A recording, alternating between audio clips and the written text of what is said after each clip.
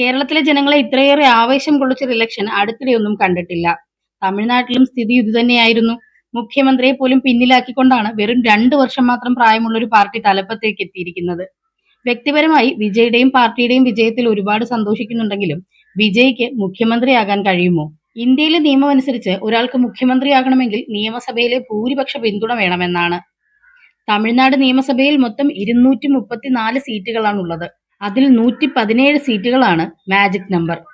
അതായത് 100-ൽ പരം സീറ്റുകൾ ഉണ്ടെങ്കിൽ പോലും വിജയ്ക്ക് പൂർണ്ണ ഭൂരിപക്ഷം ഇല്ല എന്ന് തന്നെ പറയാം. മനസ്സിലാക്കുക, ഭൂരിപക്ഷത്തോടെ വിജയിച്ചതുകൊണ്ടോ 100-ലധികം സീറ്റുള്ളതുകൊണ്ടോ വിജയ് മുഖ്യമന്ത്രിയാകുമെന്ന് പറയുന്നത് നിയമപരമായി ശരിയല്ല. പിന്നെ എങ്ങനെയാണ് വിജയ്ക്ക് മുഖ്യമന്ത്രിയാകാൻ കഴിയുന്നത്?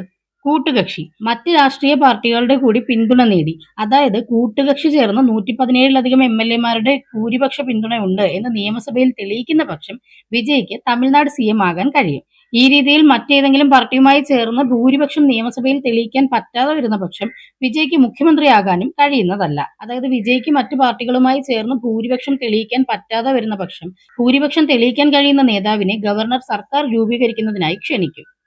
ഇനി അതിലും രക്ഷയില്ലെങ്കിൽ സർക്കാർ രൂപീകരിക്കാൻ തന്നെ കഴിയില്ല. ഇത്തരം സാഹചര്യങ്ങളിൽ മറ്റു പാർട്ടികൾക്ക് അവസരം കൊടുക്കും. എന്നിട്ടും രക്ഷയില്ലെങ്കിൽ അവസാനം പ്രസിഡന്റ്സ് റൂൾ വരികയും ചെയ്യും. അതായത് ഭൂരിപക്ഷ പിന്തുണ കണ്ടെത്തുന്നതിനായി വീണ്ടും ഇലക്ഷൻ നടത്തേണ്ടതായി വരും. വ്യക്തമായി മനസ്സിലാക്കുക, അതായത് സീറ്റുണ്ട് എന്നുള്ളത് കൊണ്ട് മാത്രം ഒരു വ്യക്തിക്കും മുഖ്യമന്ത്രിയാകാൻ കഴിയുന്നതല്ല.